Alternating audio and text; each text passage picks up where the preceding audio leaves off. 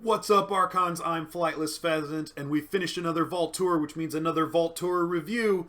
That's right, today we're going to be talking San Antonio Vault Tour. And hey, if you really like this video, you have a good time with it, please like, subscribe, and hit the bell. If I get to 100 subscribers, I'm going to do a playthrough of Rise of the Keyraken, where the Keyraken has 100 health.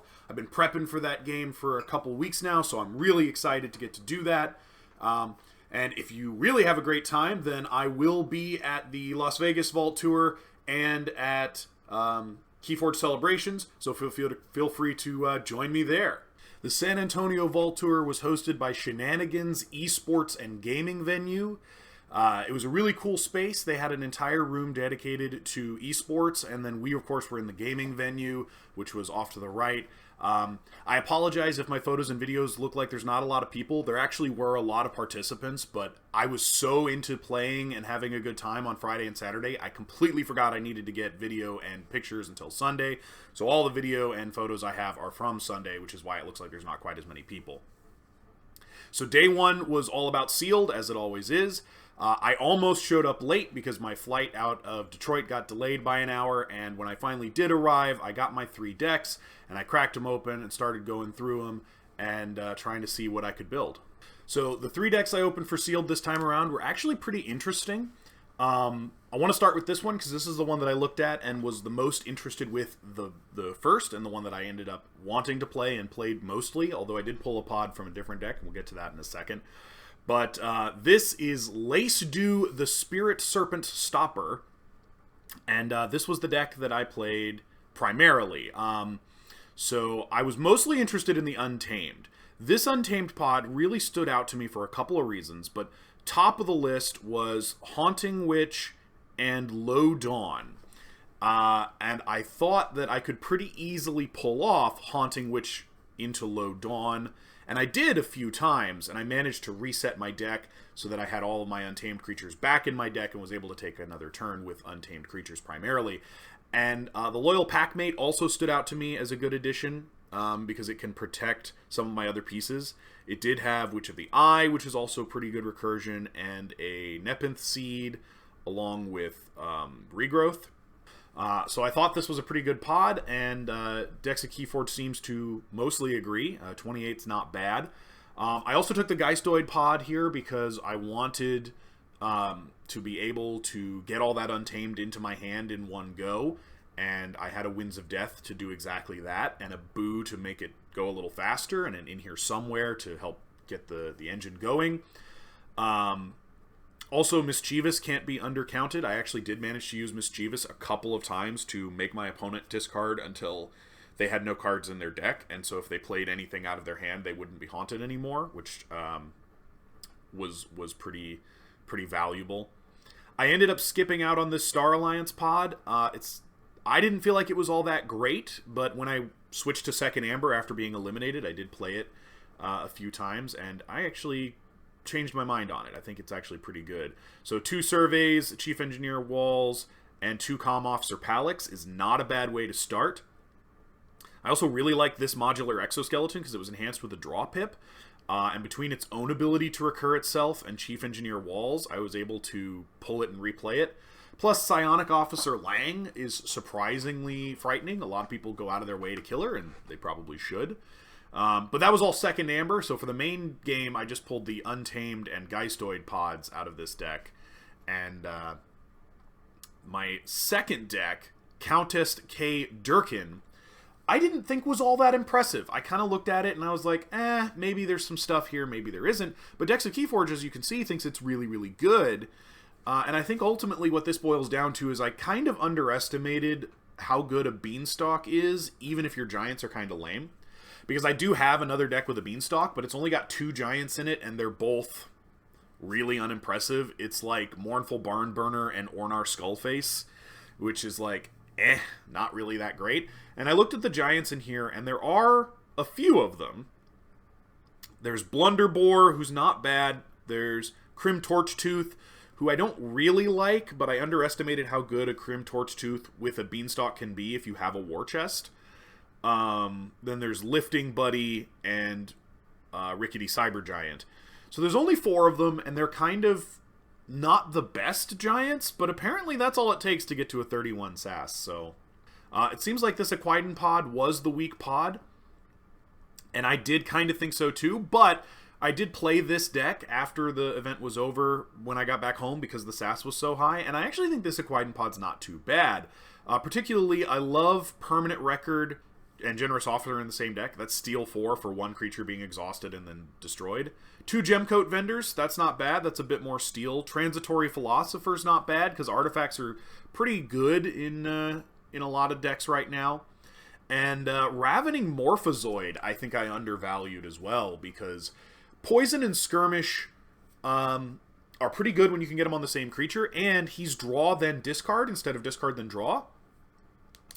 And I think Ravening Morphozoid would have been very helpful so I did end up playing one game on stream, and I lost that game partly because I couldn't deal with a bunch of Sandworms, and I feel like a Ravening Morphozoid would have dealt with Sandworm pretty well, because it would have swung into Sandworm, it would have killed it, it would have put it into discard, which admittedly is not perfect, but it's better than putting him back in the deck, which is what I ended up having to do.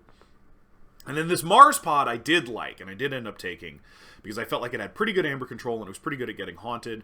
2 UFOs will get you haunted in a hurry. Psychic Network isn't great, but it's still something. I had a Mars First, which is pretty good. I had a Don't Believe Your Eyes. I had an Abductomatic. I had a Cincinnatus Resurrexit, which was super cool. And he's pretty good Amber control.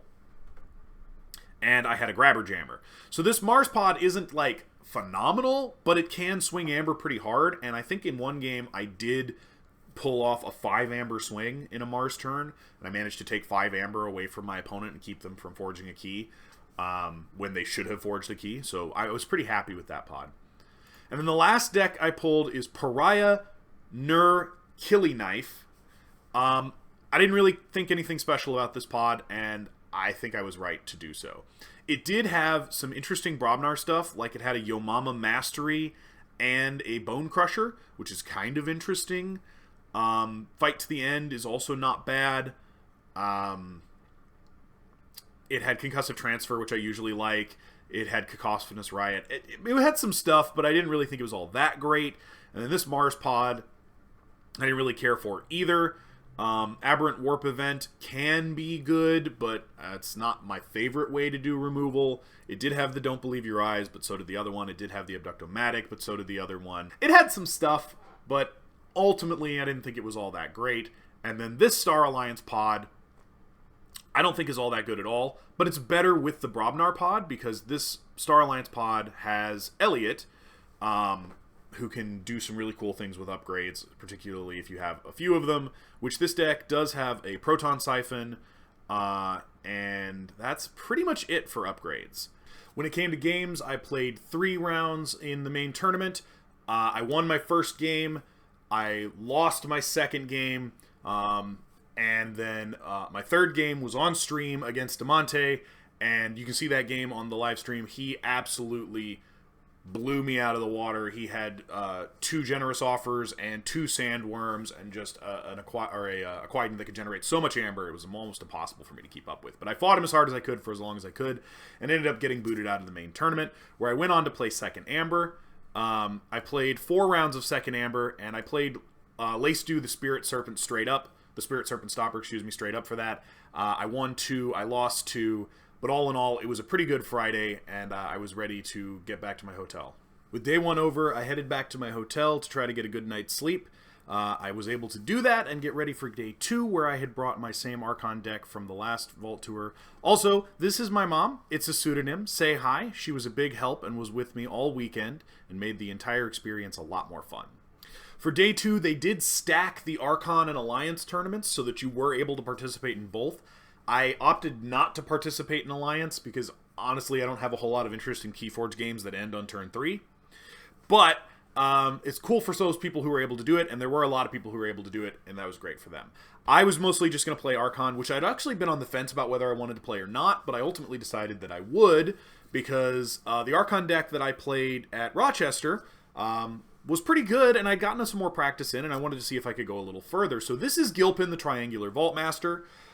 This is my Hollafest with 2 Brick Nasties and 2 Headhunters and a Bingle Bang Bang with a Draw Pip. And then it has 2 Ronnie Wrist Clocks, 2 Bow Nithings, a Speed Sigil, and a Too Much to Protect in Shadows. And then the Star Alliance is 3 Grand Alliance Councils, a Quintrino Warp, a Stealth Mode, and a few more draw pips. So I played this deck for the second time in a tournament, and I had practiced with it a little bit, and I think the practice paid off. I won my first game against a Winds of Death Key Abduction deck, which felt really good. My second game was on stream against Liquid Squash, who was also playing Winds of Death Key Abduction, and I very narrowly lost that one.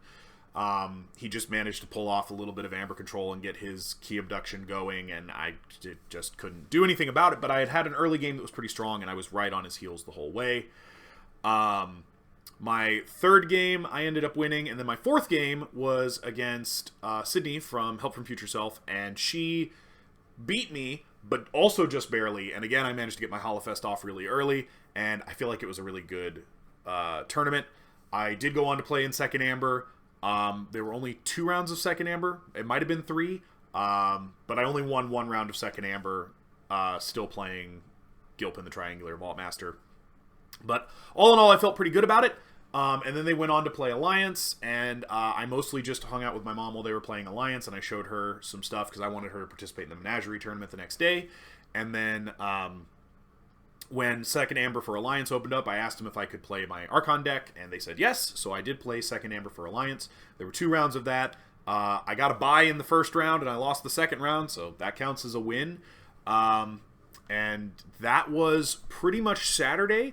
I got back to the hotel a little bit early, and I wanted to get ready for Sunday because Sunday was going to be Menagerie, and my mom was going to play for the first time, so I was really excited to help her out with that. Day 3 was Menagerie on Sunday, and the finals for Archon and Alliance.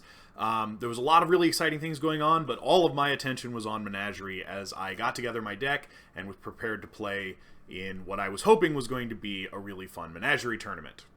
I was not disappointed. Menagerie was a ton of fun. I played the Menagerie deck, the only Menagerie deck I actually owned that was the one that got shipped to me with my Grim Reminders game found, called Sergeant Scarlet Stroop, the Glorious Time Lord. This is a deck where the 2 Menagerie packets are Batriel of the Grey and Caspara. And I just really like this deck because it has 3 different game plans, and all 3 of them work really well and don't really require each other. So in the Brobnar, the game plan is get out Pelf and then just fight with him repeatedly. 2 Gauntlets of Command, an Anger, a Ganger Chieftain, a War Drummer, a Shock Herder. Like, just get Pelf out, fight with him until you Rule of 6'd him, and then fight with your other guys if you can, and it works really well. The Geistoid plan is a little riskier, and it is play Caspara. This Caspara was upgraded with a capture pip.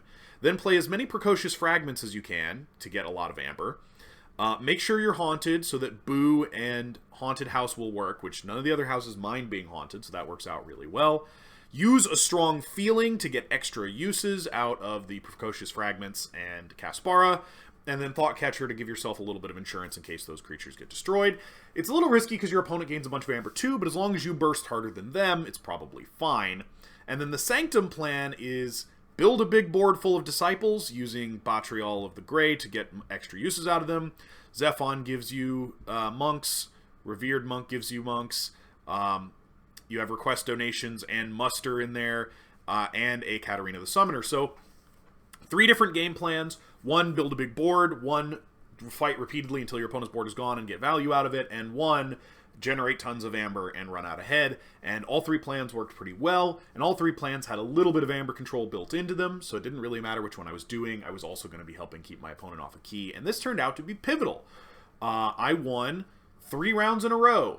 And then, because Luke didn't realize that it was only 3 rounds, he put a 4th round up where I again played against Liquid Squash, and he beat me soundly because the only plan that was coming to my hand was my Geistoid plan, and he was playing Star Alliance Laws with 2 Cease Forges, and I just realized really quickly I couldn't beat him, so I was like, you know what, I'm just going to generate crazy amounts of Amber, I'm going to make the engine go burr, and he's going to win, but it's half my fault, alright? You won because I gave you lots of Amber, not because you had a better deck, which he did have a better deck. So, but ultimately, that still counted as 3 wins. That got me all the menagerie prizes. Speaking of prizes, I actually feel like I made out like a bandit at this particular Vault Tour. Even though I didn't top 8 in anything, I walked away with a pile of prizes to be proud of. So on day 1, in Second Amber, I got a bunch of tickets, and I ended up winning a Vault Masters 2023 deck. It's not the one pictured here. I actually gave that one to my mom so that she could have some fun with that. And then on day 2, or day 3, when I played the Second Amber from Archon and Alliance, they pulled a bunch of more tickets, and I won 2 more prizes. This time I won a vinyl figure, this here Dusk Runner, which is the last vinyl figure I need to complete my collection. Yes! And then this Vault Master 2023 deck, so this actually is the one. And so I was already doing pretty well on prizes going into Sunday, and then we go into Sunday, and I play the Menagerie Tournament, and I manage to 3-0, which means I get these 2 Vault Master 2024 decks, plus these 3 sets of tokens, which is also pretty good. I'm still doing really well. And then, partway through the day, Dr. Sheep, who ended up winning Archon for San Antonio, gave me one of the Vault Master 2024 San Antonio named decks, which was really nice of him, and I definitely want to shout him out for that. Thank you so much, Dr. Sheep. I appreciate it. And then at the end of the day, when they were announcing all the winners, I ended up winning Weekend Key Warrior, which got me even more prizes, including this here Grim Reminders deck that's got a Guaranteed Revenant in it, this here Flumph, making my second Flumph, these sleeves and this box, both of which declare me a Vault Warrior, which is hilarious, because I did not come anywhere close to winning Vault Warrior, but I still think it's super cool. And then I did also get the sticker and patches from Marcus, thank you very much, Marcus, and I got the ugly sweater, which I'm sure y'all will see again when we get closer to winter time. And that's it for the San Antonio Vault Tour. I had a blast. I ended up winning 7 games in the side tournaments, which was so much fun. I ended up winning 2 rounds of Archon and 1 round of the Sealed, which was also great. I'm really looking forward to doing it again in Vegas. Big shout out to Ghost Galaxy. Thank you so much for hosting and having such a great event. Also a shout out to Shenanigan Games and Esports. You guys were great. And thank you so much to my mom, who will also be there at Vegas to help support me there too. If you really enjoyed this video and you had a great time, please like, subscribe, and hit the bell. I'm really trying to get to 100 subscribers. We're very, very close. We're almost there, guys. Let's just get that last push. And then, yeah, put a comment down below. Tell me what you're excited about. Tell me what you're looking forward to. Tell me if you're coming to Vegas. Let's go, Vegas! And until next time, that's all I have for you. So, later, Archons.